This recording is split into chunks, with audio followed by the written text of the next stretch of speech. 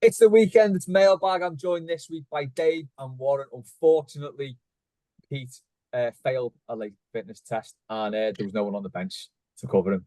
So you've just got us three. I think it's a good We had three.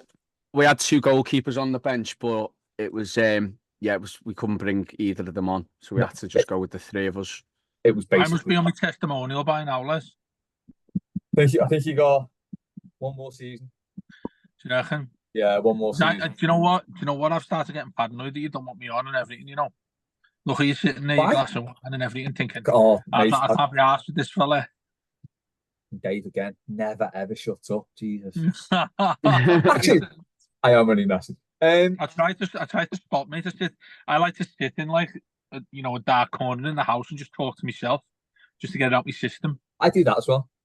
Yeah. Thinking, how long have I been doing this now? It must be about 6 years. Is that long? Is it 6 years? It was before COVID, because we were in the tower. I was only thinking, right, because obviously I know when I first met Warren, but yourself, I'm trying to think back to when I first met you in person. Can you remember that at all? I'm not sure. It would have been at the tower, wouldn't it? Yeah, it would have been you coming up with the tower. Would have been one. But then again, how long have you've known Matt? You must have known Matt longer than you know me. I met Matt on Toffee TV. So me and Matt were both on Toffee TV. Yeah. Yeah, and that's how I met Matt. And then Matt got me involved in this, and there we go. Suddenly, 6 years later, it's Friday Night Mailbag. Right, let's get into it. We will go with... fuck it, let's go with hot topic. What have you been putting off for ages? Like I was putting off that question, clearly. This is basically... This is a really... you'll never get what this is about. You might do. What story is this about? Any ideas? It's very, very tenuous. Can you give us like a is it political? It's about Everton. Oh, it's Everton. 777. Yeah, basically. Yeah, Machina's club. He's been putting that off for so long. Or they have, or something. Yeah, so what have you been putting off for ages? Dave, I'll come to you. Putting off for ages. I'm a freelancer, so tax. I put tax off. For a long, long time, but that's a boring answer. I don't reckon HMRC are big fans of the show, so you got nothing to worry about there. No, absolutely not, mate. Although there probably are listeners who work for them. So, for your best mates, don't do us any of that. no bad grasses listen to Mailbag, mate. None of that. No. The other one is actually walk our dogs, and the reason why is because they're just loud. They're so loud. You'll probably hear them barking from a distance, at some point in this. But obviously we've got 3 Dachshunds. And the little one, who's the youngest, she's a mini. The other 2 are like white-haired, so they're like slightly bigger. And she's good as gold. She's so quiet until she goes near the dog. So, like, if you go walking in the park and you see somebody else walking a dog, she goes ballistic. Like she like Scrappy Doo, that kind of thing. Oh yeah, but yeah, like 10 times worse, mate. She goes absolutely nuts. And I've got to go over me, 6'4", 6 foot wide. I've got to go over to some fella with whatever sort of dog, a massive dog, and say to him, "Yeah, sorry about that, mate. Sorry about that little one not shutting up." And I just feel like so embarrassed going and doing it. Your size, he'll be a little fella with a relatively big dog. You're a massive fella with little dogs. So mate, there's only one person compensating there, and I think you. It is like I get some funny looks walking around the park, so much so that we pay. I think it's a tenner some nights in the week to go to this paddock, which is about a couple of miles away from ours, but you just get to yourself. Throw whatever you want around for the dogs to run after and all that. And that's my sanctuary really, because I look like there's something wrong with me walking that tiny little mini Dachshund in a public place. And it's shouting at people, like someone's shouting at other people as if to say, "I need to get away from this fella." Yeah, that's what I. Yeah, that's fair enough. Yeah. Warren, anything? I'm terrible for just putting anything off that I think that I'm not going to like or not going to want to do. I just put it off. I've thought everyone's the same, but the main one for me at the minute, I had a little minor car accident last summer. It was last July, so it's coming up to a year now. And my car's on lease, and I've actually got to hand the car back in August. And there's only a little minor scrape on the sides of it, but been putting it off, getting it fixed, putting it off. 'Cause I can still drive it, still go around with it. It's hardly that noticeable, but it is a dent. I'm thinking I've got to get that sorted before I hand it back. 'Cause if I hand it back broke, they're gonna charge me for it, like double or whatever. So yeah, I've got to get that done. But yeah, I'm bad for like, and I'm one of them as well. When I actually do get round to doing it, and it's not as bad as I thought, I think, so why didn't I just do it?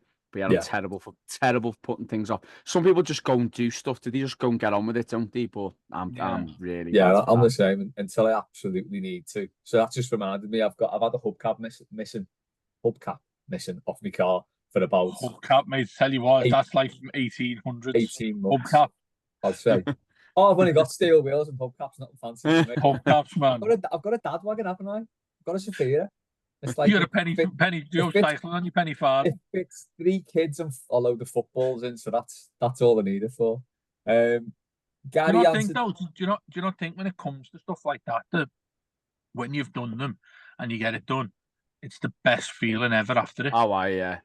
Oh, it's like, it's so takes nice. the weight off, doesn't it? Yeah, because you can have this stuff hanging over you, can't you? And you don't realise, but it starts getting you down, and it's constantly on your mind. It's in your mind to fix, and the money aspect of it, if it costs money, and exactly. Then do you know what? I've got to get my passport because it's thingy. It expires next February, but you know the rule about 6 months before you travel and all that. Yeah, 10 years, I've got to get that done. And I'm like, oh, just another thing to pay money for. But yeah, like you said, Dave, just got to get it because when I get that through the post, that passport, brand new Brexit passport through the post that doesn't say European Union on it anymore. You look much better in oh yeah. You, mate. I'm all for Thank God we've got black British passports again, eh?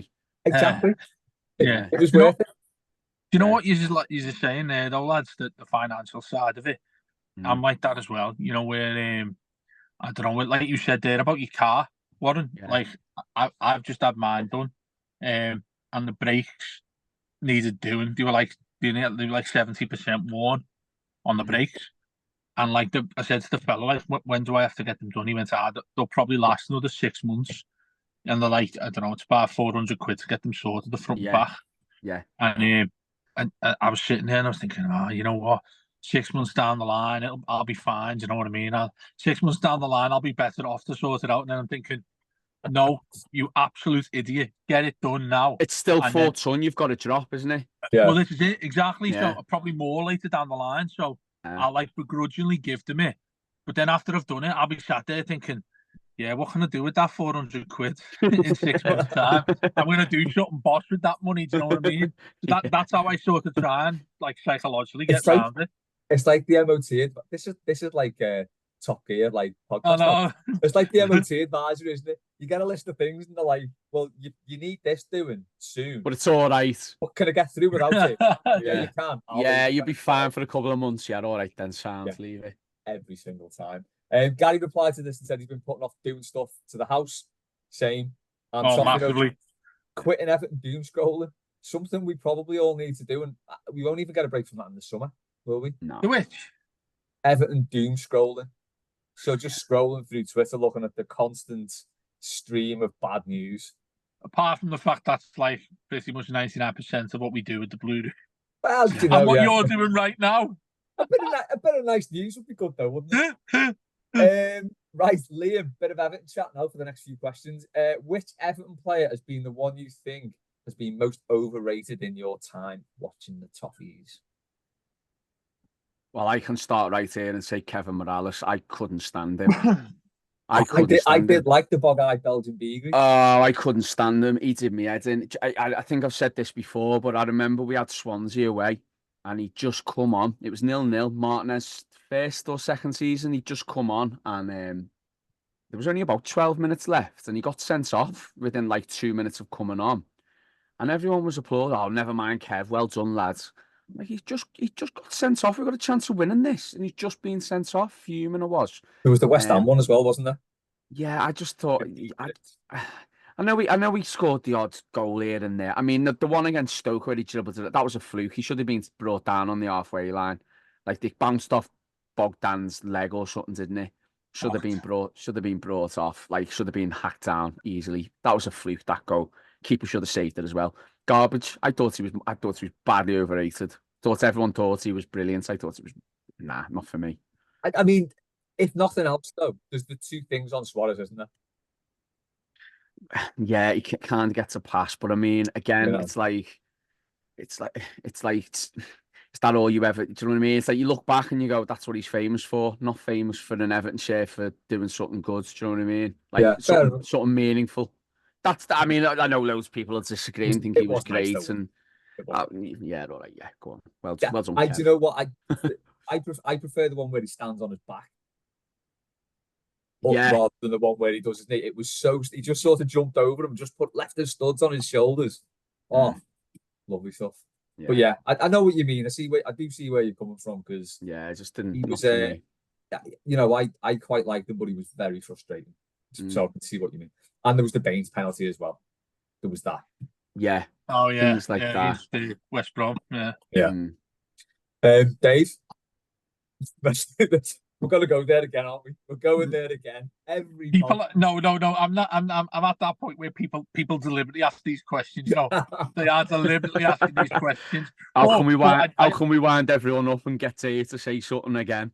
Yeah, no. But I've got something that's different to talk about him in a second. But my other one, before I go to the obvious, what I normally say, is Phil Neville. I like I wanted to do time for Phil Neville, and I interviewed him a few times, and nice fella. But I hated him more than Steve Round, and I wouldn't piss on Steve Round if he was on fire, to be honest with you. But Phil Neville, the one time when he said seventh is good for Everton, like I nearly had to be escorted out of Finch Farm when he said that to me, because I've never got that. You're a multi-millionaire footballer, and how patronising you're going to be to a load of people who pay thousands upon thousands of pounds to go and watch you try and do your best for our football club. And also with his war cries as well. Every time we got beat, every derby we'd lose, every important game we'd lose, you'd open up the Echo the next day, and it'd be Phil Neville says, we'll bounce back from this or whatever. Seamus has done it a lot, to be fair to him. He does that a lot these days. I think most players do, managers do, and all that. It's quite a common thing these days. But he was, I'm getting angry thinking about him. You know, he used to say it so much, and the fact that he was our captain. The only thing I like him for is when he scored that goal against Chelsea in the in the playoff in the sort of pens, and then he ran to our end. Oh yeah, he ran to our end and looked like he actually had a personality when he like just waved both of his arms in the air like he was Ronaldo, and I was like, yeah, nice one, Phil. But yeah, he's annoying prick. But yeah, you mentioned the obvious there. Hold on, just before you go, this is like the Simpsons meme now, isn't it? Where we're all sitting there going, say the word. No, it was. I felt more like you're referring to when the granddad walks in, puts his hat down, does a circle, gets it back on, and walks out. No, but with him, sorry, can you? No, because I don't know you're on about here. Can you clarify? Don't get him started. Well, anyway, right. So this week where things have got worse is that someone said, an American, of course, and we have a lot of American listeners, so I don't want to be alien to them or patronise them or anything like that, because he's obviously a national hero over there. You know, king of defense, whatever it is they call him. Someone put on there the 16 saves in dots that he made against who was it? Portugal? Germany. Was it Germany? Against Germany. Was it Germany? Was it Belgium? I thought it was Belgium. Belgium. It was Belgium. Yeah. You're right. It was Belgium. And someone named them with all little dots around them on the pitch. And for some reason, like on one of them, he's lying on the floor, and a couple of those, like he's just like he's cuddling a baby. That's how easy these saves were. And then you must have seen this. You lads must have seen this, where he's being referred to because was it his birthday or something? I don't know what it was this week. I was that angry about it, I just completely forgot it and just wanted to concentrate on him. But is with his people. Oh, that was it. He said, didn't he?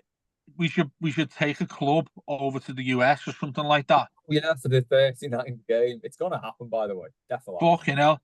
But he said that, and I started going nuts, and I started saying like he's one of the worst players we've ever had that is praised, and oh yeah, that's what I said. I mean, the worst thing, and I'm going over a few things I've said about him here, aren't I? But that Lampard one in the FA Cup final, that Lampard one.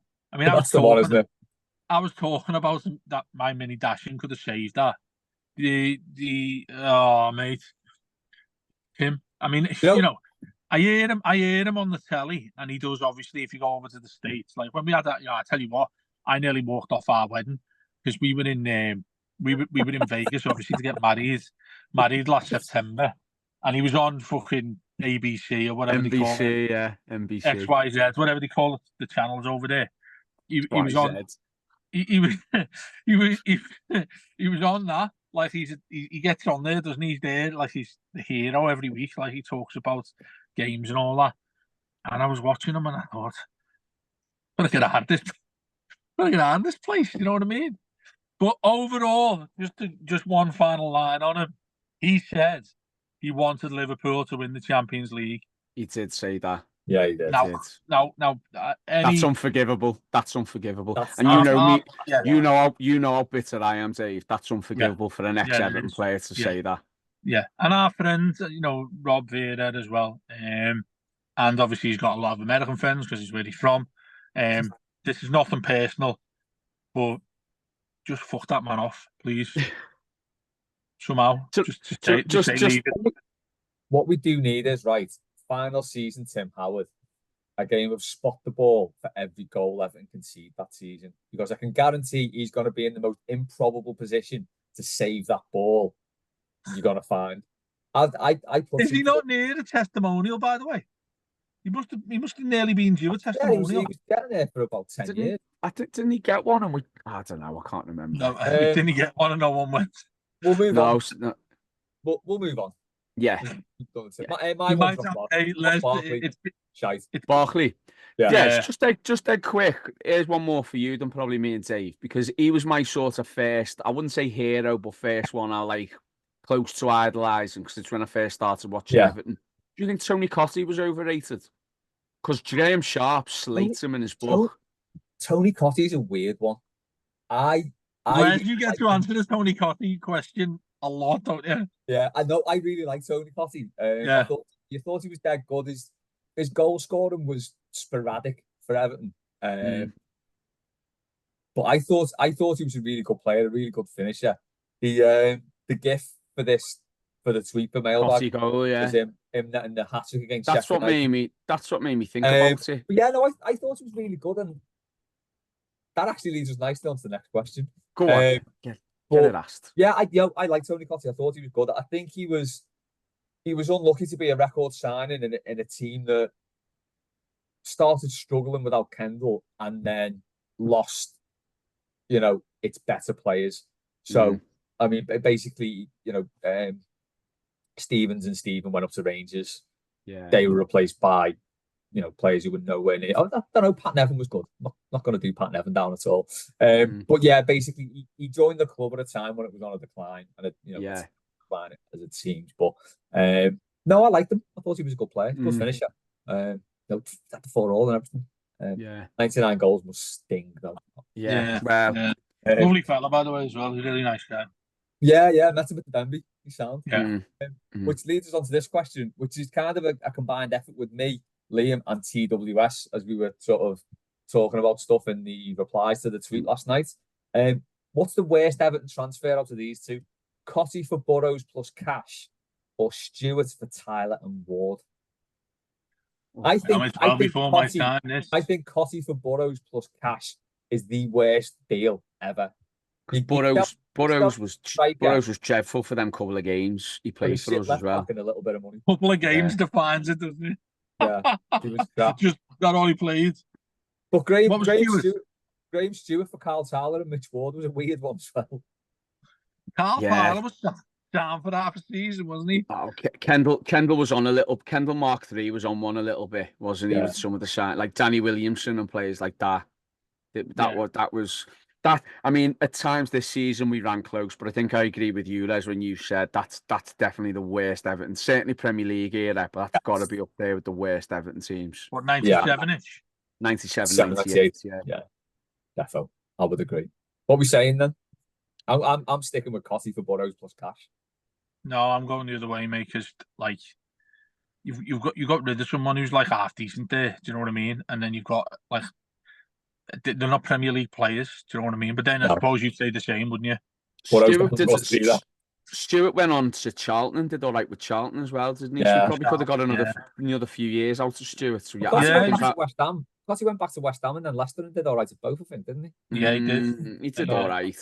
He did all right. I mean, yeah, they're both horrific, both awful We transfers. were robbed of some Cotty and Ferguson dream teaming up there. Yeah, that would have, and Cotty missed out on winning the FA Cup, didn't he, as well? Yeah. No. Yeah. Dad, Mike Walker. That's it. Yeah. Liam, oh no, that did have Liam's question. So next, Dave, apart from Tony Cotty, Stevens asked, what's something you were too young to appreciate? It can be Everton or non-Everton related. He was 9, and he was at the Kinshasa derby, the first derby he'd been to, bloody hell, and didn't realise that he wouldn't see one in person for 30 years and counting. Wow. Yeah, I can join him with that, mate. I was there for that. You were there, weren't you? Yeah. That was. Do you know what I loved about that? Obviously, the obvious thing is Ken Chelskis as well, career-wise as well. It's probably the best thing I've ever done in my life. Well, I always consider that so special what we did with him. But it was amazing. Like you lads will know when it was easy to get a ticket in the other team's end. Yeah. And when he scored the second one where he pings it and it just like goes through David James's hands, you just look behind the cop and you just see little pockets of Evertonians just giving it loads. Well, and I think at the front of it, you just see one of the stewards absolutely going ballistic. And I thought, you obviously never ever seeing that these days, are you? Do you know? So obviously thankful at that age. It was totally different, wasn't it? So if you look, I mean, just going back to the GIF he used for the tweet for this, that was, I think, 3 games into the season. And the paddock's pretty much empty. The family enclosure is pretty much empty. If you look at, we're getting about 20 or 30,000 there. That season, Kendall's last game, there was 13,000 people there. If you look at I've got one of them like Everton results books or whatever they are, and if you look at that season, bar the derby, and even I know because the Park Ends was being built, so I think that contributed to a lot as well. But bar the derby, I think every game, I don't think we got above 24 or 25,000. It was mad. That's when you think back, isn't it? But even in the 80s, there were games where you're getting like 30,000, not selling out at all.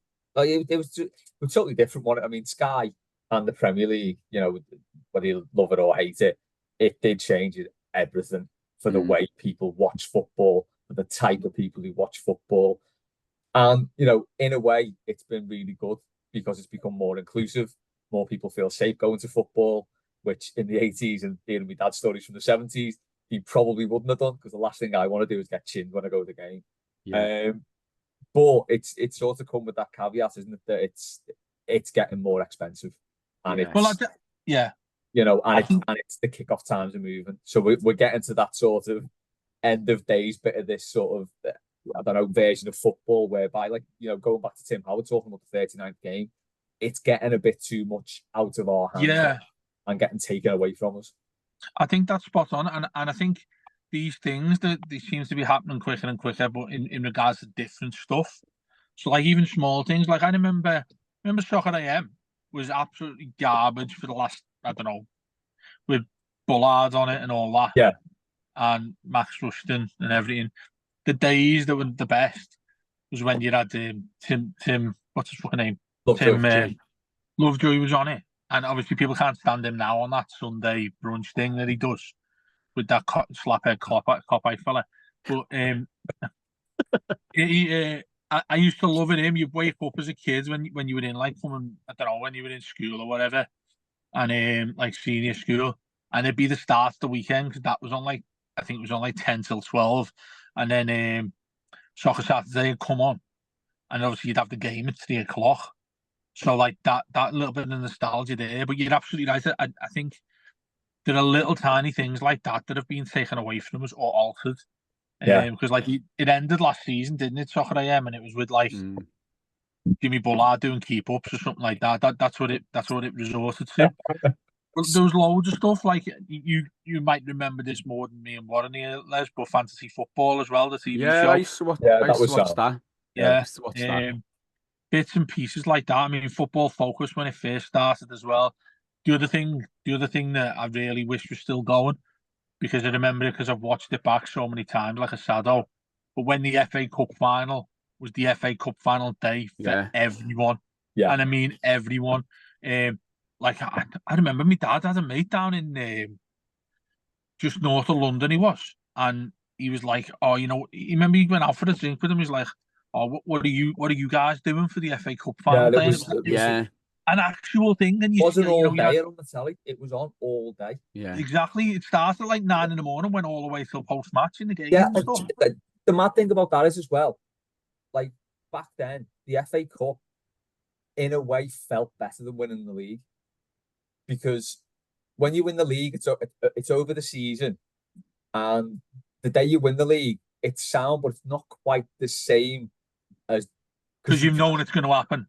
Yeah, because you're kind of getting there, you know, unless it's like a last day thing. The cup final always had that, like, this is the showpiece, last day, last thing of the season. Yeah, that's and it's like it's all on this game, you know, unless there was like 3 replays like it used to be. But basically, it's all on that game. And you know yourself from like winning a cup final or just winning a cup game. It's a lot more than winning a league game, isn't it? And it always felt like that, and it does me head in the way it's gone to sort of like this, I don't know, sort of secondary thing. It is. It's like replays are gone now, aren't they? Replays are gone this season coming up, aren't they? Shite. Awful. Oh, back to the question. Something you're too young to appreciate. I think mine was the late 80s rave scene. I was like 11 in 1988. So that whole sort of early rave scene, my uncle was involved in it. Remember he bought these shin pads, right? Purely because, you know, the shin pads you get with the socks, you put them in. So you put the sock on, you put the shin pad in it, purely because they had these neon day glow, yellow stock things you could put on your leg. So yeah, I think that would have been unreal. I think that was the thing I was too young to get involved in, basically. But yeah, I think that's definitely my thing. Warren? Similar thing, and I think we always look back nostalgically, don't we, and imagine things back when were better. But I would have loved to have been the age I am now, or in my 20s when it was the 90s. Because you know we you Les, you experienced it, but lucky get.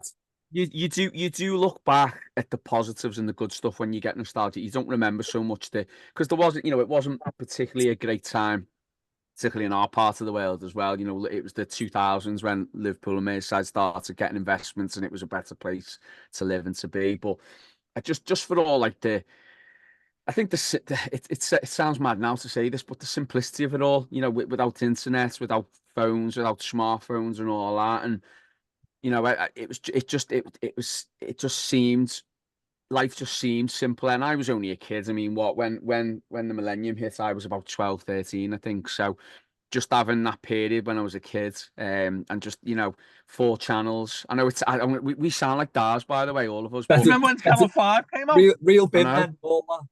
Do you know what I mean? Like, just Channel 5 was like some blank telly or something like that. It was on for half an hour a day when it first came out. 4 channels, having a landline, actually answering your landline and using it, and the landline it's just terrible. My dad might be watching this, but when you've got a girlfriend and you're 16 and you're speaking to her on the landline, the parrot is palpable because you've got an upstairs phone as well. Yeah, and you're thinking, this is what I want. I'm sure he never. What's that? I was gonna say, I thought you were gonna say Babe Station Man out then, but when I was gonna ask you the serious question here, Les, but and I remember I've asked my mum this question, was probably quite inappropriate, but do you know when you get to that age where you get a partner, like a girlfriend or whatever, like obviously back on the scene, do you just like go up to someone in a boozer or like a nightclub and say, here's my number, and then literally write it down. How does that even work? I was with the kid's mum from when I was like 16, so I never did all that. I never did any of that. You're asking the wrong person. I don't know where, like, I mean, she was Yeah, I saying to don't me know. that when I don't know what you people did about phone numbers or well, like seeing each other again. yeah. Well, she said as long as like you meet somebody in like a pub, but they'd be like regularly going to the pub at Yeah. the same time every week or Yeah. something like that. Do you know what I mean? Yeah. And then like, but then I was thinking, you imagine these days of saying, I will meet you here at this time. Yeah. And people don't show up. So you're like, I'll never see that girl again. Do you know what I I don't know. mean? It would be terrible. I mean, think- that's the only thing I'd be thankful to have phones for. Yeah. Because like Haley, I wouldn't be with Haley if I didn't have a phone. Which is quite scary to think It does. about, really, Yeah. isn't it? It does. Yeah. It does make everything a lot easier. Do you know, And do you know what though? like, In you 20 know- years, in 20 years' time, we'll look back and we go, do you know, wasn't the 2010s great? And we had the 2020s. I know we when had you could- when COVID you and could that, just but check- wasn't it? You know, when you, yeah, do you remember when you just used to, you know, take a picture and that was it on your phone? And nowadays we've got all this and all, it's going to be, it's you know, it's that Peter Yeah. Kay thing, that Peter What- Kay sketch, isn't it? Where he says we're going to turn into our parents, you know. He said, "Look at her face. Look at her dishwasher. It doesn't know you're born. You just have to put the plates It in the is. dishwasher. Yeah, It comes to it's us all. going to happen, innit? Yeah. One thing I will say about them, what was better was you could actually just get tickets to gigs that you wanted to go to. Oh, imagine that. It was, I mean, the flip side of that was, as I said, worrying about Liverpool itself. Very few bands would come to Liverpool because the venue, yeah, it had good venues, but everyone would go to Manchester. Yeah. Really, very, you know, bands would come to Liverpool at first, sort of like the first tour, and then they'd probably swerve it and go to Manchester, and that was kind of the sort of northwest gig around these parts. But it was nice to just like get tickets for a gig that you wanted to go to, and you know that the people there want to go to that gig to see the band, not to stand at the back talking and like just to say that they've been there, which is the most frustrating thing. Is this a question for just going back Everton wise type of thing, or anything? Though the Everton wise, anything was it? You know what? Weirdly, right? Although, like, I do talk about it and stuff. I was too young to appreciate that Everton side in the 80s because it was like I was 10 in 87, so my memories of it are quite sketchy. Yeah, 85 team. I've got bits to remember from certain games, like the Man United 5-0 stands out, but I was too young to appreciate that team, and like because basically all my mates supported Everton as well. It was just like, well, we all love Everton, don't we? And it's just like, well, this is just what it's like. And then you grow up, and then you meet Copites, and it's like, oh god, no, it's like, what's happened there? Like going to the upside down, isn't it? And just why Les says that there, we didn't pretend this, by the way. We didn't talk about this beforehand, but it does lead me on to say, Diaries of the Old Lady is back out. The new series is back out this summer. If you want to listen to any former Everton player who occupied that fantastic side in the 1980s, there's bagfuls of it. If you want to go listen to it, it's all out for free as well. So if you just go and search for the Blue Room Diaries of an Old Lady, there's loads on the Twitter that I've sort of put out there as well. Or just give me a shout if you want to listen to any of it, because when me and Matt did it, which is about 6 or 7 years ago now, the likes of Sheedy, when we spoke to him about it, Joe Royal, like I felt like carrying him home. It was that good of a chat he did with us. So it is a belt of that one. And obviously, because it's the final year of Goodison, we're going to try and make it as bigger and better than ever. And these two will be on it with their favourite games and stuff like that. So yeah, thanks, Les, for giving me a chance to explain that. That was a very make sure you give it a listen though, because some of the tales on it. Like Joe Royal talking about like when he first came to the club when he was a kid, and then sort of growing up and Liverpool and all, amazing nostalgia and all stuff like that. Yeah. I mean, you've heard the Royal one, haven't you, Les? Yeah, that's brilliant. He's just like mind blowing the stories he's got that like a lot of people probably wouldn't have given the time to discuss these days because it's all modern football and all that. But if you ever want like to see why Everton are Everton, Joe Royal will tell you exactly why, wouldn't he? Oh yeah, he's hands down my favourite ever Everton manager. He's just brilliant. Yeah. And he was my dad's hero when my dad was like 10. So just a great fella. And that was a very Arnold Clark voice he did there as well. So you can do the next one of those. Yeah, they don't want us anymore. I might give them a bell and do that and see if they'll take us back.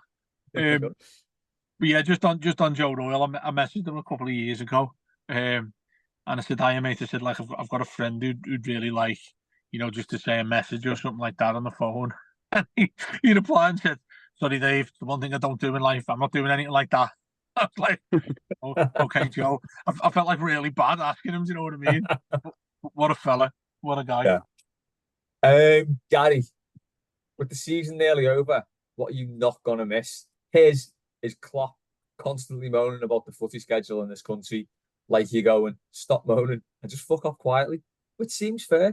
Just fuck off quietly. Like all those final day of Klopp celebrations that are getting postponed left, right, and centre. Are we all getting a match though? Yeah, they're all going to M&S Bank. Well, the Echo, aren't they? They're all going there apparently. So if ever there was a chance for the police to do a mass hard drive check, that's probably it. What are you not gonna miss? I'm not gonna miss football at all. I love to have a break from it. Just this summer, you mean? Yeah. Well, basically, begrudgingly said, yeah. I think that's the thing though. It is getting a little bit to like too much of it, isn't it? Like it's reached saturation point for a long time now with the amount of football that's on. But I think just the amount of stuff that's gone on this. I mean, I know we're with the points and everything else, but I think just the amount of nonsense that goes on with football now. It's you said about it earlier. It's getting to a point where it's going the other way, where it's just not becoming fun or enjoyable. And yeah, I just think having that. But I mean, the Euros are on, aren't they? And everyone's going to enjoy watching that. And it is, I suppose, it is nice having an international tournament in the summer. But I think, yeah, I'm not going to miss football for that. I'm going to enjoy the break. And while hopefully the sun's out and we have a nice summer, I'm not going to miss it at all. Yeah, I was going to come the opposite of that. You know what you said there about the Euros and that. I mean, I can't stand international football. I like really, really hate international football. I just can't get into it. Like I'll watch the the World Cup final and all that sort of thing, but just in general, I just it's not for me at all really. And like you say there, it's enjoying the summer, nice holiday if you want to go to a holiday or whatever. I love me golf as well. Like you get a day like this, I'd be on a golf course all day before any game of football, and then pretty hard though because we go 24/7 all the way around the Blue Room, all the way across the summer and all that. So still have to talk about Everton, but aside from that, mate, yeah, it would be football related though, will it? That's a good point. It could just be 24/7 mailbag up until where do we go? Are we finding out where we're going for pre-season? By the way, well, do you know what? Funny you should say that. Hold on. Oh no, what's happened to my screen? Look at that. That was the perfect segue into another question. And my screen where I've got the questions on has gone off. There's the 1990s for you there, Les.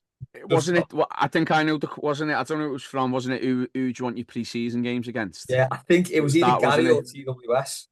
Yeah. What's going on with me monitor? But anyway, yeah, we'll pick up on who it's from in a sec. But where do you want to go pre-season? I would love a return to those Scandinavian Howard Kendall pre-season tours.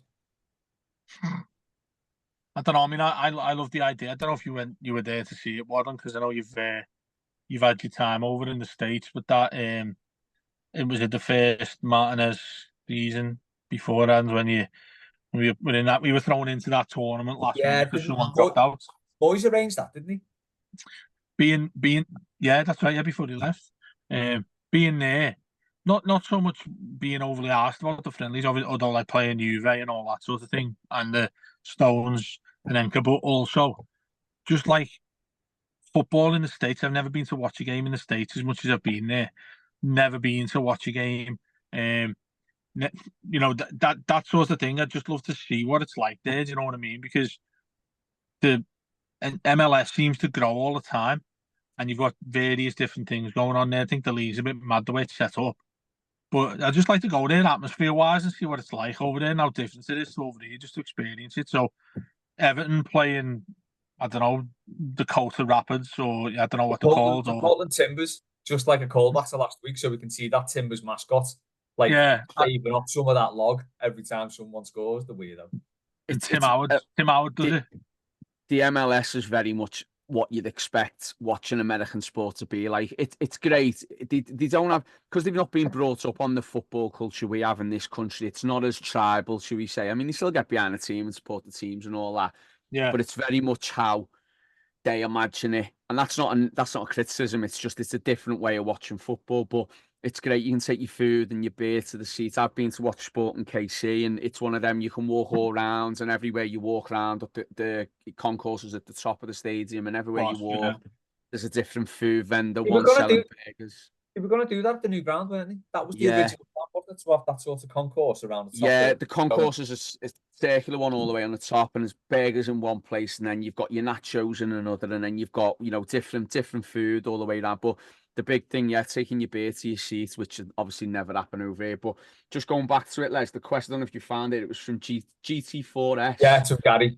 Yeah. What a nice one. Pre-season, who would you like us to play at home or away? Me, Walsall. One ground I have this weird thing to go to after passing it so many times on the M6. One right off the motorway. Yeah, it's right on the M6. Do you know what? When this laptop I'm on now, actually speaking to you on, one of the reasons I bought it was for work, but one of the other reasons I bought it was you can download Champ Manager 0102, the best of the Champ Managers, for free, as long as it's on a Windows laptop. So I've downloaded it. I've actually got it on this computer, and now and again I'll fire it up. And when I used to manage teams on it, I'm a weird kid, by the way, but what I used to do, I used to think, what would my fans like to do? Where would they like to go on a pre-season? So I'd do like Tenerife away or Ibiza away. Or like, you can do the pre-season, you can set it so it goes on a tour. And I'm like, where would my fans like to go? Like, where would all the supporters like to go? So they had to do like the Greek islands or somewhere like that. And then I'd do a mad one in like Australia or somewhere. But I think in terms of me as a fan now, I just think anywhere where you can, I think the best ones are always where, because we're being a bit starved, the European football and stuff, hasn't it? Somewhere where it's easily accessible for us to go to, like a Germany or Spain.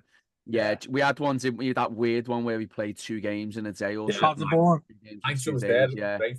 Yeah, something like that where you get a lot of fans go over and enjoy it, and a bit of sunshine and whatever, and somewhere that's accessible for fans to get to.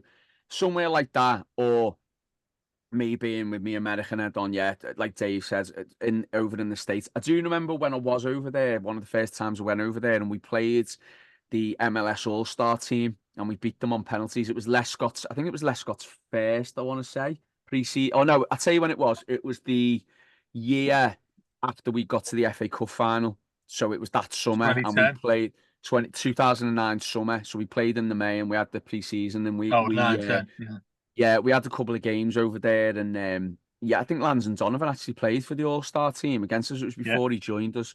So but that's what I used to do. I used to try and look and think, where would my virtual fans on Champ Manager like to go? And I used to Tenerife and Las Palmas away and all things like that. I love that. If only real football clubs thought like that.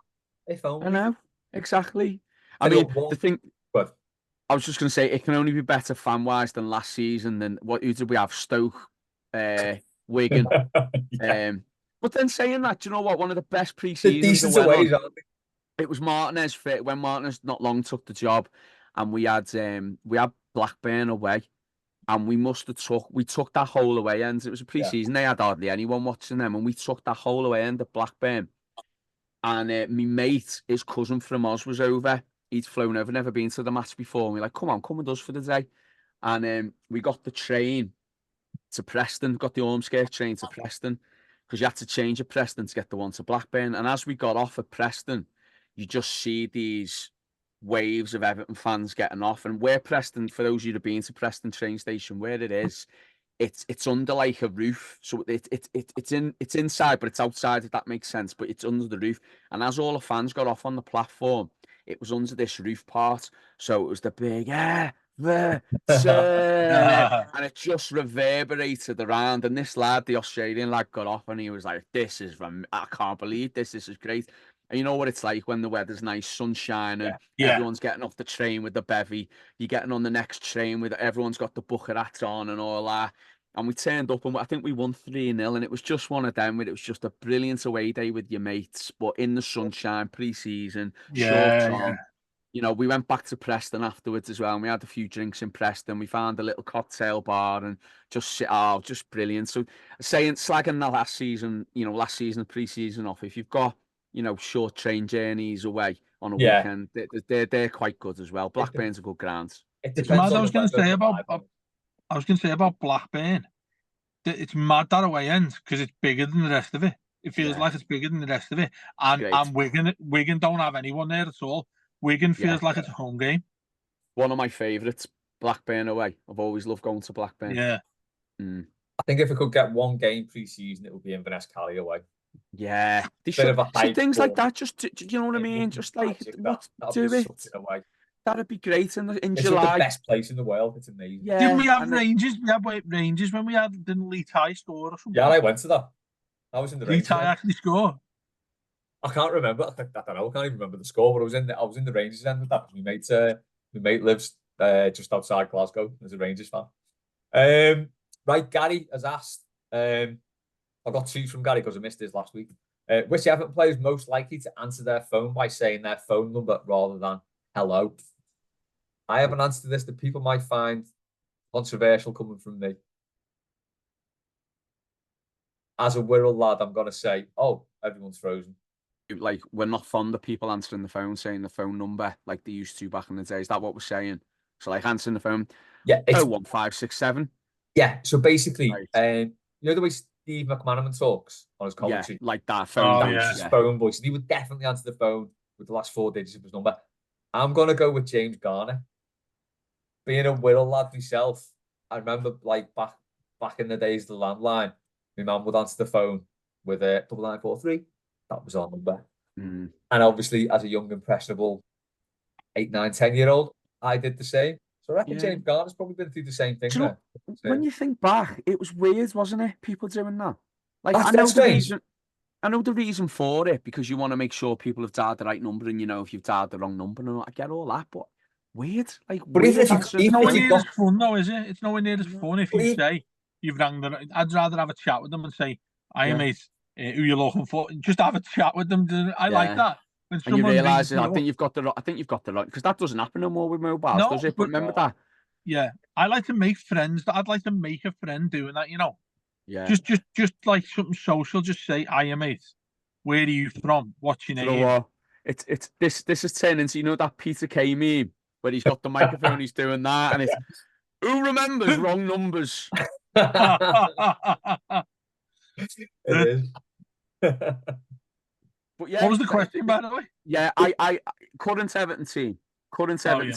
Yeah. I mean, like we always say, the answer to every question is always Jordan Pickford, isn't it?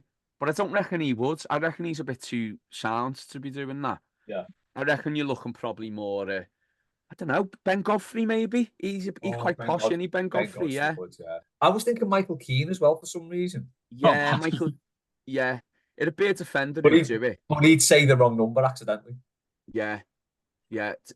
Tarkovsky wouldn't. I don't think he would. Branthwaite would. I reckon Branthwaite. No, Branthwaite wouldn't. Tarkovsky, I reckon he answers the phone, doesn't say anything, waits for the other person to say something. Yeah, that's what he does. Yeah, I reckon. Yeah. Risky business. Hello, is anyone there? Paranoid.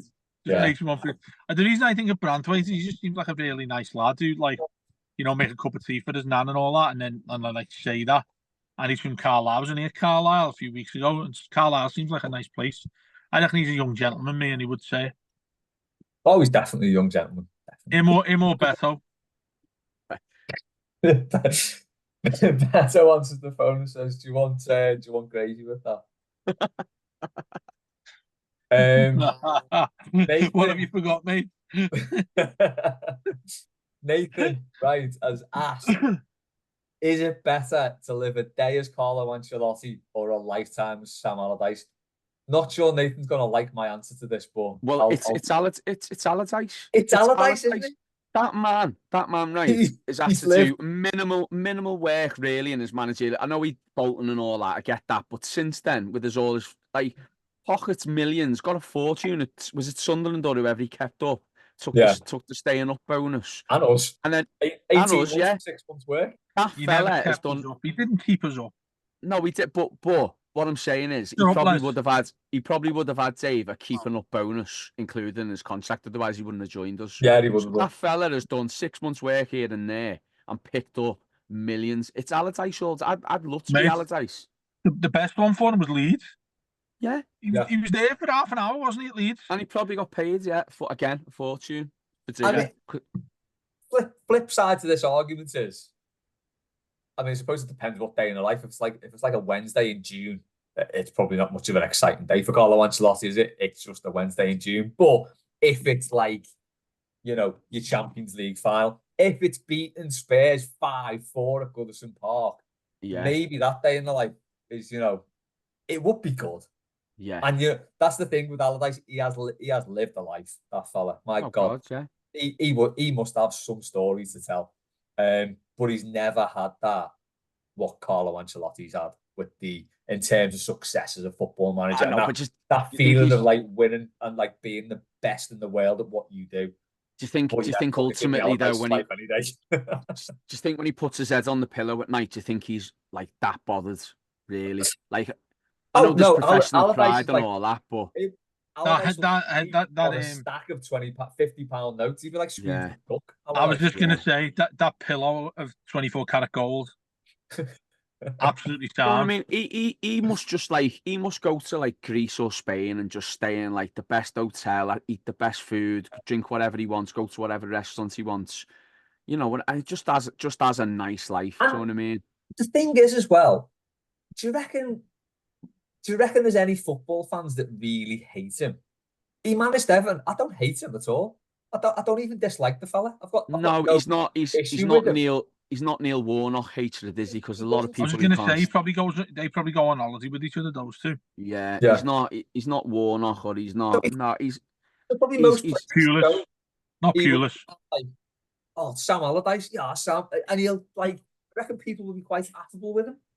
Yeah, he's not like he's not a hate figure, is he? He's not a figure of fondness. He's not a national treasure or by any means, but he's probably, like you said, there'll be lads in Benidorm who probably bump into him. Oh, we are Sam, let's have a picture, and he'll probably sit with them for have a drink and then piss off back to his 5-star hotel. What you having, Sam? Pint of wine.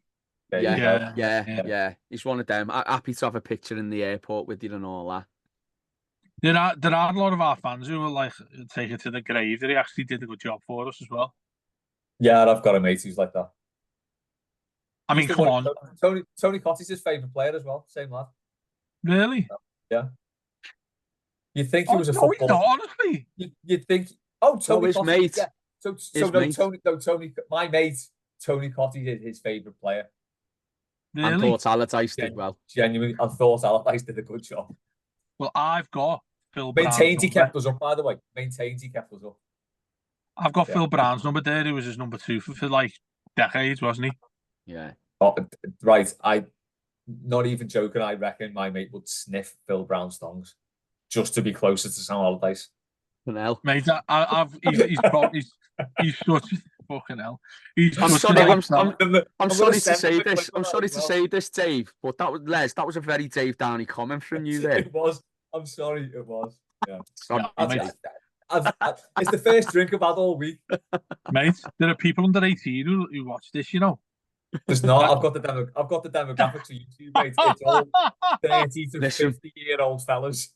Listen, if the demographic was under 18s, he'd have switched off with the 90s chat early, so don't worry about it. Oh, mate, I tell you what, mate, I'd be turning off now because I'm a teacher if I was you and all that. Right, here's another one before Dave goes any further. Another one I inexplicably missed last week from Gary. Who's been football's biggest whopper this season? Top marks for Whopper. Needs to come back as a rip. That. Yeah, Whopper's a great very, word, yeah. very underused. Clattenburg, Dickie Masters, or the moaning TV cop-out in the Denby. Dave, I'm going to defer to you on this one because you were there in the Denby with the moaning TV cop-out. Oh, have you gone? Oh, no, you're there. Go on, we can hear you. We can hear you. Still got you, Dave. Hello. Go on. There you go. You're back. Am I all right? Am I back? You're back. You never went. Yep. What was the question? Who has been football's biggest whopper this season? Clattenburg, Dickie Masters, or the moaning TV cop-out in the Denby? Oh, that woman, mate, that was really bad. That, you know, and her husband, I presume it was her husband or a fella, was one of the worst shit I've ever seen, because we were stood up. As you know, Denby's our sponsor. We love Denby. Everyone who comes in says hello to us and all that sort of thing. And you know pointless explaining this to those who haven't been in. Anyway, there was a big telly with the game on. Liverpool, who were they playing? Can't remember who they were playing that night. Fulham on it. Was it Fulham or something? I think something like that. Yeah. And we were stood in because it was chocker after our game doing post match, and there was me, Lush, Matt. I think Mosey was there as well. Just a gang of about half a dozen of us, just standing up because there's nowhere else to go. Do you know what I mean? When you're in a boozer that's quite packed, there's nowhere else for you to go. And she sat down on the middle table there, just like it doesn't even look like that table should be there. And we just you can hear it if you want to. I think it's hilarious. Matt Jones starts talking, and you just there in the background going, "Excuse me, I think it's a little bit rude to be standing there." It was Matt's comment afterwards was the best when he just said, you know, because there's not enough pubs in the city that show Liverpool, so come to the one Everton pub and watch it. But there was exactly that. But there was a little bit of beef after that you didn't quite hear because I think he cut it off. We need. He kept on talking to him a little bit. We need the unedited. Yeah, we need the unedited bloopers version of that. Exclusive to our Patreon listeners. That's the one. Matt Jones walked up to a fella and said, "Do you want to step outside?" That's what he did. No, he didn't. Do you know what? It's classic Matt. People think he's this like affable bloke, and he's just dead nice to everyone. Don't get on the wrong side of him. I'm telling you. Right, this next question, absolutely love it. Hope you've done your research here, lads. Ed, you've been tasked with changing the walkout tune from Z-Cars to something new. However, you can only pick a song that was in the UK top 10 on your 10th birthday. What are you picking? Warren, go. Right. I when I saw this question, first of all, Ed, fantastic question. But secondly, Ed, mate, you've done me dirty here with the 10th birthday because I've got a shocking top 10. Oh, my top 10 shite. Read it all out. Listen to the state of this top 10, right? I need to look at this one. Right, state of this top 10 here. I Belong to You by Gina G, which I don't even remember because she sang the Eurovision entrance, which everyone knows that who are just a little bit. So I don't even know that song. That's 10. Baby Bird, You're Gorgeous. So obviously we're not going to be running out to that because we're not. I'll Never Break Your Heart, Backstreet Boys. Hillbilly Rock, Hillbilly Roll, the Woolpackers from Emmerdale. Right, that was 7. That's a low-key banger, that, to be fair. No, it's not. I'm not having Zach Dingle. Not having us running out to Zach Dingle. Right, 6. This is the only song. Actually, there's 2 that's not bad, right? But this is a decent song. Robert Miles featuring Maria Naylor, One on One, which is a decent Robert Miles song. This is the one I reckon we run out to, by the way, this sums up my top 5. Unbreak My Heart by Tony Braxton, which it is. It's a piece of a classic. It's a ballad, and I give all that. And running out to that, we don't want Everton breaking our heart anymore. So that's the reason I go for that one. But then Stranger in Moscow, Michael Jackson, don't remember that one by him. This is probably the best song, but not a run-out song. If You Ever, E17 with Gabrielle. Do you remember that one? Oh, yeah. That was a good one. And then Spice Girls, Say You'll Be There. And then the status number 1. Say You'll Be There. It's not a run-out song, but Say You'll Be There is a belter. I can't be doing Jerry Halliwell with what's her name, the Tory from Liverpool, the blonde hair. What's her name? Who loved Boris? What's her name? When they McVeigh. No, the one who loves Boris. What one? Not McVeigh. The blonde woman who always stuck up for Boris. Doris. Yeah, that's it. Yeah. There's a picture of her and Jerry Halliwell at the England Lionesses final, hugging each other, right. And I'm like, nah, I can't be doing. But number 1, What Becomes of the Broken Hearted? Do you remember Robson and Jerome had that like little thing where every song every cover they did? So that's my shocking top 10 when I was 10. Yeah, and I mean Hillbilly Rock by the Woolpackers, Emmerdale. Do you know what I mean? Like, what can you do? What can you do? What can you do with a top 10 that includes that? Do you know what I mean? I've got this. We do, just before you go on to yours, Dave, right? We do the 90s thing, like that said, the 90s was great and all that. Yeah. That's a classic top 10 from the 90s. I was watching top reruns last week from the 90s, and Robson and Jerome were number one every week, and Wonderwall was number two every week. And it's every week. That like is a snapshot of the 90s. On paper, it was great. In reality, it was a bit It wasn't. shit. But And you know what? Annoying. Sorry, Dave. Before you do yours, annoyingly, one place out was Faithless Insomnia, and we could have had that. That would have been brilliant. Yeah. That number 11. Yeah. 12. Sorry, 12. So two places. No and I would have had that. Never mind. No need. Dave, go on. I mean, I've got my top 40 out here, and there's some absolute bangers below the top 10. But I'm not going to go through them all, apart from the fact that 5, 6, 7, 8 by Steps was there. That's the one. That's the one. In number 18. But anyway, here we go. Number 10, Steve Houghton, Wind Beneath My Wings. Boyzone, Baby Can I Hold You. Could come out to that when we're fighting for relegation. Angels by Robbie Williams. Shite. Janet Jackson, Together Again. That's an underrated one. Yeah, the next ones, I mean, it gets worse here. Together Again by Janet Jackson, sort of acceptable. All Saints, Never Ever. Suppose that's all right. That's all right. Yeah. Don't mind a bit of that. It's not a run-out song, but you know. The top 4 here. Aqua, Barbie Girl. Oh, no. So it's probably appropriate for these days because that's number one. Spice Girls, Too Much. This is when things start getting. I don't think this should even be on the top 10, even though obviously it made it. Perfect Day by various artists. That was the Children in Need song, wasn't it? Was it? Yeah. Wasn't it? Too slow. I've got the number one by an absolute this is by the way, this is 97 because I was born in 87. This is the worst by a absolute country mile. Teletubbies Say Oh. That's gotta be it, hasn't it? Michael Keane leading the team out to that. That's the title. That's the title of the show as well. Teletubbies. Do you remember Nunu the Hoover? Yeah. That comes out instead of Mr. Chester. Nunu the Hoover doing crossbar challenge at half time. All over that. Right, lads, my top 10. Oh, go on, I'm looking forward to this. 1987. See if you recognise any of these songs. Yeah, go on. Decent one in at number 10. It's Prince with Sign of the Times. Number 9, Janet Jackson with Let's Wait a While. Number 8, Live It Up, Mental as Anything. That's mine. Live It Up, Mental as Anything. That's the best one to run out to in the top 10. Do you remember? You've got to sing some of these, no, mate. I don't know. I don't know it. I think it's actually lyric-wise quite stalkery.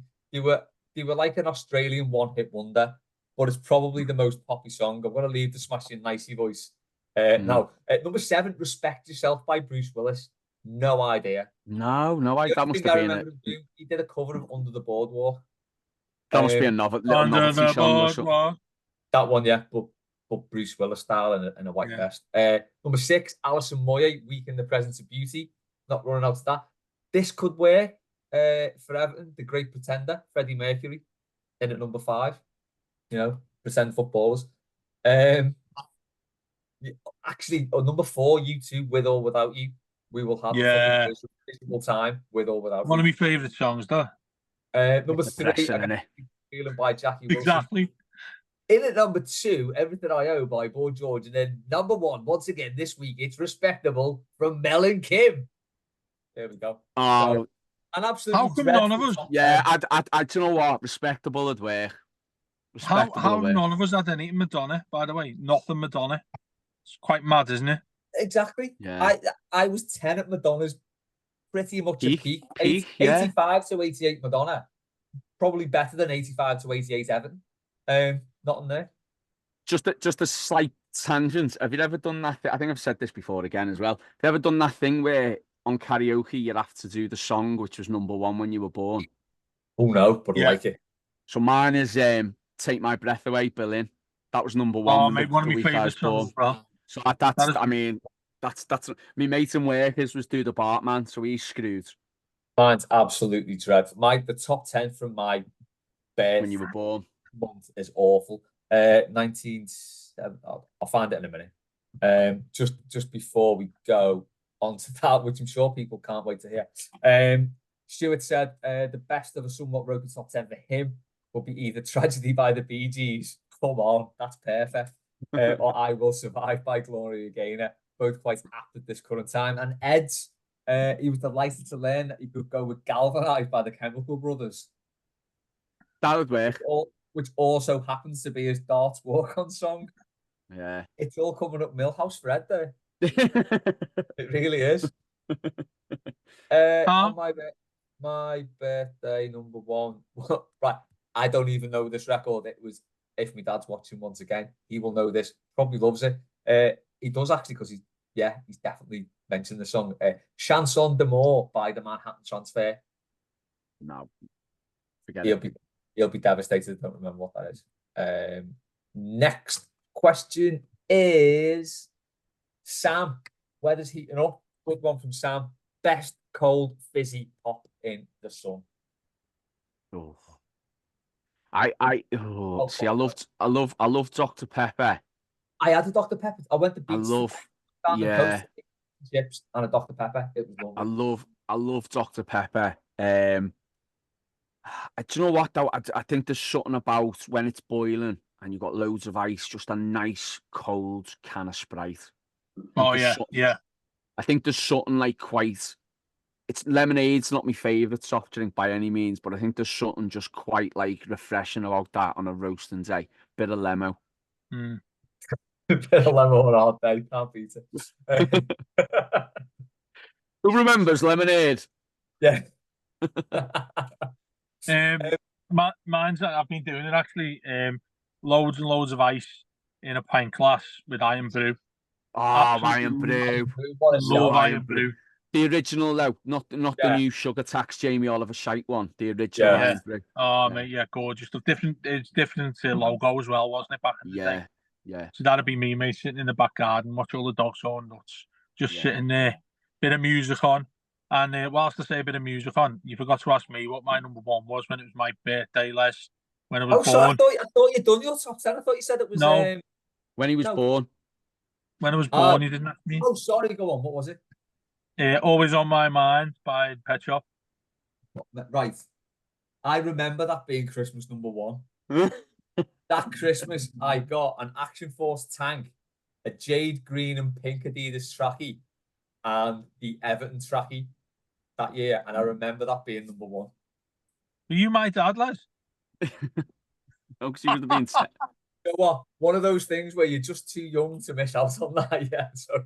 Well, do you remember when I said to you, how did you get into girls when there was no phones around and all that? There you go. Mine for this, by the way, would be Fanta Lemon. I've never been into Fanta. Don't understand it. Fanta Lemon, no. Fanta Lemon's a touch. No, don't get it. Don't get it. With Fanta, right? And I implore anybody who's listening to this to tell me.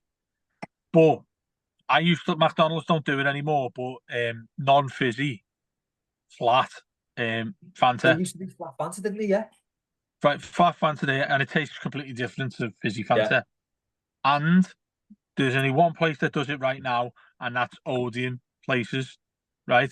Because you know when you go to those machines that you can get about one of the 5,000 drinks, you can get non-bubbles, orange, Fanta. In fact, you can get any flavour, to be honest with you, but no fizz. I'd like to know where else you can possibly get that, because I've not seen a single place that do it, and Mackey's don't do it anymore. Answers on a postcard. I know. Yeah. I'll tell you what as well. When you've been on a night out and you're absolutely minging, or this is what I think anyway. If you've got like a bottle of Coke in the fridge and it's flat and it's freezing, it's just the best drink ever. Mate, I'm not even joking. I am not joking right now. But I come in here and it's roasting, isn't it? I'm sitting in the car, went in the fridge, and I hate fizzy drinks because it hurts my throat. Like I don't know, like I'm 5 years old or something. So I shake them like mad, right? And look what I brought with me because I've just shaken it. It's the goat. Pepsi. There you go. Yeah. Pepsi Max Cherry. Yeah. Which is her favourite drink. But mate, I absolutely love like non-fizzy drinks. Yeah. Haley loves nothing more than a nice cold glass of fizzy cherry Pepsi. Oh, mate, I was going to say. On the other hand, shakes fuck out of it and has a pat. like she puts me out the house when I shake them, and she goes to drink it, and it's non-fizzy. She goes off her head. I can imagine. I can imagine. Sorry, Warren, what were you going to say, mate? No, I was just going to say, where'd you stand on cream soda? So, right, who remembers green cream soda from the Popman in the 80s? Right, the green Isn't that the cream stuff you used to soda. get in ice cream? Didn't you get ice cream in it or something? Maybe. What drink was that you used to get? Like, No, you used to be able to get like a cola float where you'd like that's pour it, yeah. Coke into a What's glass that all and about? How's that splash even vanilla ice cream in it. Don't know. It was nice at the time. Yeah, but the proper cream soda you get now. Yeah, the bottled ones. For me. No, I love a cream Alpine soda. Pop green. Yeah, I love it. In America, they do the Dr. Pepper cream sodas, and you can't get them here unless you go to like one of the American candy stores or something. But Hang on, this sounds what I'm going for.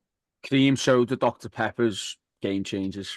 Jesus, I would pay good cash for that. Yeah, I'm telling you now, the Right, best. Tomorrow before the game, I am going to King of Sweets in town. You could probably get one there. I would have thought. Yeah. Oh my God, do you reckon it's under the counter? Do you reckon it's like proper hard? It'll cost you. It'll cost you a couple of quid to get one because it's imported in it. But yeah, worth it. I'll try that. Andrew said that I profoundly disagree with this dandelion and burdock, which I just think is the worst. It's like medicine. See, I love with a chippy tea, dandelion and burdock's the one. But maybe not on a like roasting hot summer's day. It's more like a Friday night in the winter chippy tea drink. That for you me. Don't need it chilled. Yeah, I think you can just have it like room temperature. Yeah, I agree with that. I do like a dandelion and burdock, I must admit. All right, but yeah, so it doesn't need to be chilled. No. It's preferable, but it's not like not your iron brew or your lemonade, whatever. Les, I tell you where it sells that, and we haven't mentioned it for a while. George Jerry's, you can get dandelion and burdock. D and B can dandelion and burdock. Exactly, mate. Exactly. I know. You get the greatest kebab on the planet by that level of marketing. They give it for free, and then ruin it with the dandelion and burdock. But basically, right, we're gonna solve a problem for Foxy because he's got a problem by the sound of it. And if the Fox family just drink dandelion and burdock, they will not have this problem. But he's saying, what ice tray etiquette? It's gone very Jerry Seinfeld all of a sudden. At what point do you refill the ice tray? Do you wait for it to be empty or refreeze when there are a couple of cubes left, but with someone wanting ice but being disappointed, being greeted by slush during the aforementioned refill/refreeze process? There's been a bit of like trauma in the Fox household regarding this, hasn't there? I'm feeling pain in this question. There's a bit of there's something's obviously happened, and you know, we all as you know, as the Blue Room family we all reach out to him and hope he's doing well and wish him all the best. But something's gone wrong there, isn't it? Especially in these troubled times, clearly. Yeah. Can you tell me what this is? What's the thing he said? So you know the little things of ice where like you fill the water, you fill it with water, and you put it in the freezer so it turns into ice. No. You get a little plastic tray with squares. Them tray things, yeah. I'm on that, yeah. The ice cube tray, yeah. And the like plastic bendy ones. They're the ones, yeah. And sometimes you can get them. Sometimes you can get them where they're like ice cream shaped cubes, so you can have flavored ones and all that. Yeah. You could have. I'll tell you what he could do. He could have dandelion and burdock flavored ice cubes. That's what he could do. Yeah, I like Would that. It be good? Would it be good that cold though? I think it would. So what's his problem? What's his issue with this? Foxy's issue. This could become like a regular agony aunt column. Basically, his issue is he's got a house of 6 or 7. There's a few of them. So you got an ice cube tray. You go down. You take 2 ice cubes off for yourself. 2 left in the tray. Do you refill it at that point? Put it back in. But then risk someone coming back down, going to get the ice cubes, and it's just slush, all of it. And you can't tip them out because it'll go everywhere. Or do you wait for those 2 to disappear, then fill it up and put it back in? What size are we talking? Standard ice cube. Just stand back. Just maybe that big. What is that? That's a standard ice cube size. Well, no, because the reason I ask is, like I said to you before, I love my ice cold iron brew. But like we just have the like packets of ice, you know, you just get out the freezer when you go shopping. That's the throw it in solution. freezer. Get a bag of you're ice. buying your Oh, it bags is. of ice? But I That's don't know right. about yours, but some of ours just go into like big, massive icebergs. Do you know what I mean? So I have to get them out and start knocking, like hammer them on the table to Yeah. get them down. It's like opening Teddy's chocolate orange; it just goes everywhere. So I have to get them and like stack them into me pint glass. But it is. I mean, 2 cubes there is by far nowhere near enough I was for. just gonna say, Dave, that's not Yeah, enough. That doesn't even make you drink cold. That if you're a room temperature drink and you stick 2 cubes in, it doesn't make a difference. no, it I mean, doesn't. It to doesn't. be fair, that's on me. I said there's 2 cubes left. Let's say there's half a tray. Right. Take 4 left. That's enough for a little glass. I'm not qualified to answer this question because I've got one of them fridges that's got the ice dispenser in. So do you know what? Here he is. Take the boy out been to down, America. so you know what? You Been can't down say south America too long, on haven't I? I was gonna say, mate, we down knew you south too lived long. down there. We knew you went to Calais and came back with that. You posh get.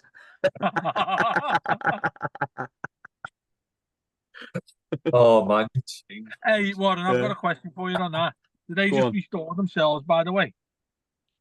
Yeah, it's got an automatic. It's linked to your what's it called? Like your tap water and your water system. So it automatically refills.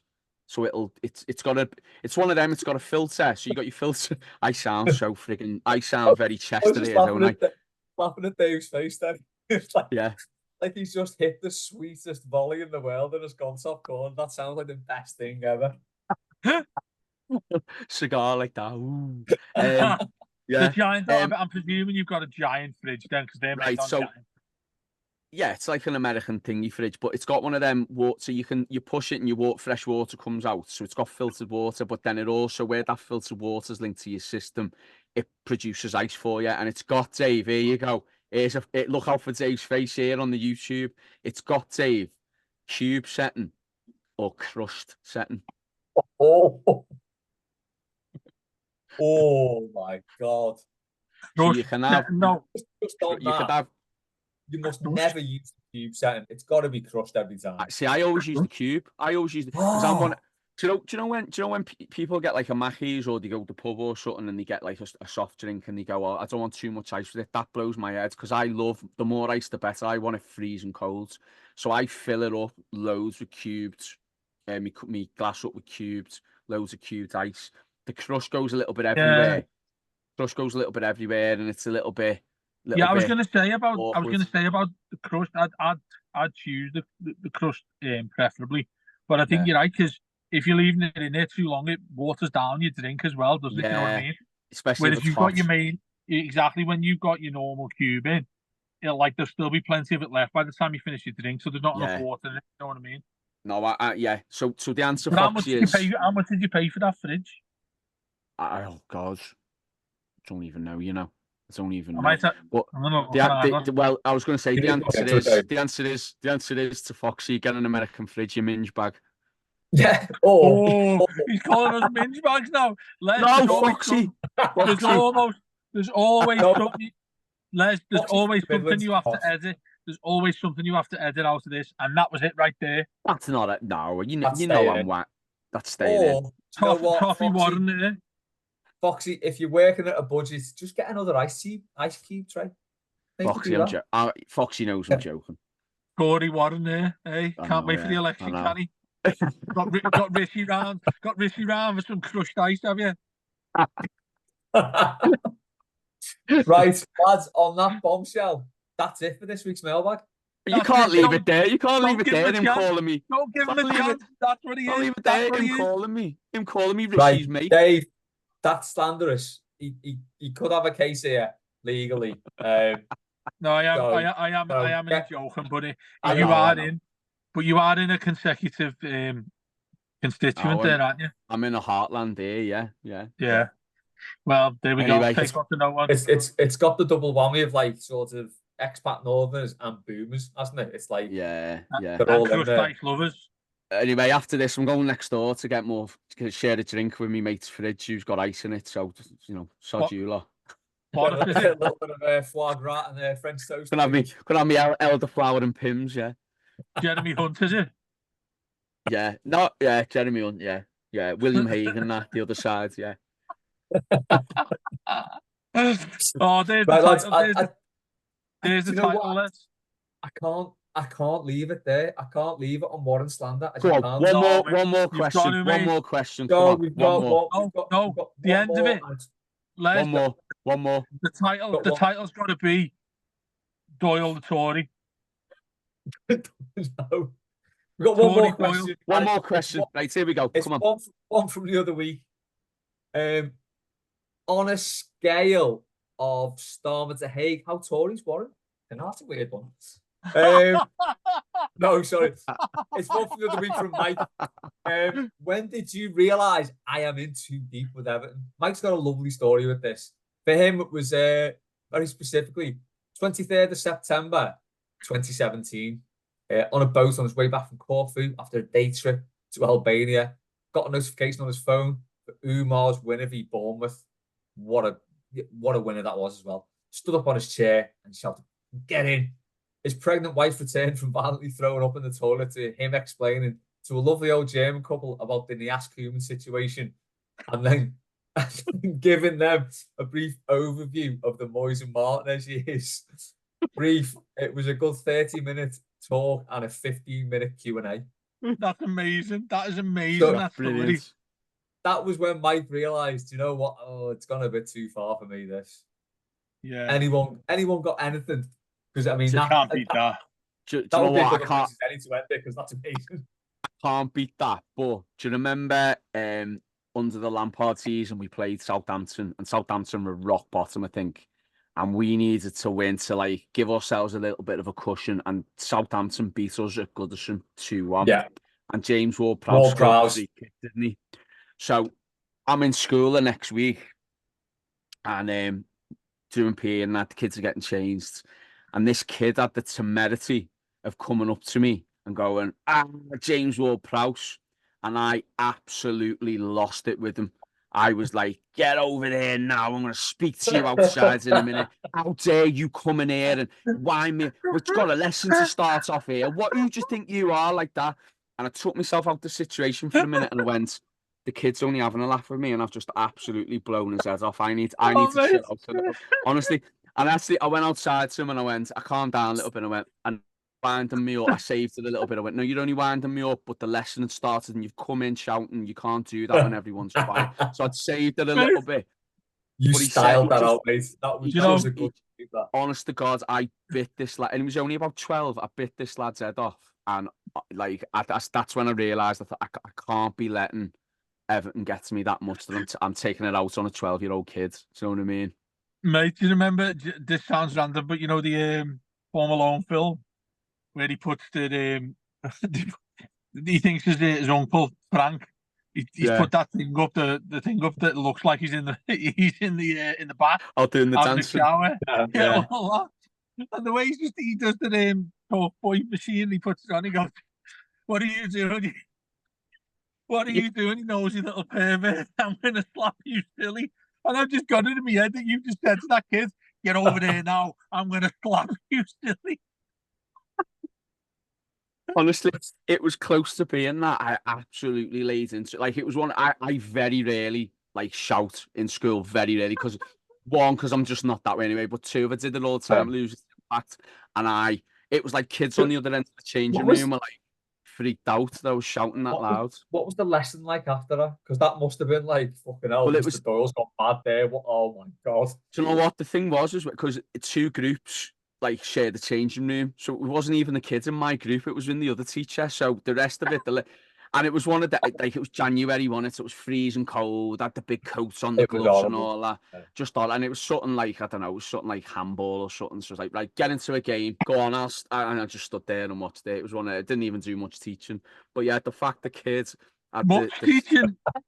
Yes, I know. The fact the kids, it ruined my day. And I was like, I can't do that. I can't be getting that wound up because that's not healthy. Do you know what I mean? But yeah. That's amazing. But yeah. So yeah, it doesn't beat Mike's story, but yeah, that was last year. I don't know. Do you know what? It runs it close. That's an absolute belter. Yeah. If anyone else has got any tales of getting in too deep with the toffees, we've all been there. Let us know in the comments or on I Twitter. think. By the way, you've justified why you're not a Tory there. By the way, one. Yeah, That is incredible. Dave, That is incredible. Let's not end on that. Come on. Yeah. Can we get that kid Yeah, on? let's not end on that. Let's end on Warren bullying 13-year-olds. Can we get him on? Yeah, I'll ask him. Yeah. Oh, brilliant. That's it for this week's mailbag. Sadly, that has been quite the ride. That has been quite the ride. I enjoyed that. Thanks to everyone who sent questions in. Thanks to Warren, who are both gonna go and enjoy a cold, maybe tepid, in Burdock. Dave might not make it to another show, but I'd love him. But, yeah, that's been mailbag for this week. We've got one more game left of the season. Toffees are gonna do it against Sheffield United. Up the Toffees. See you next.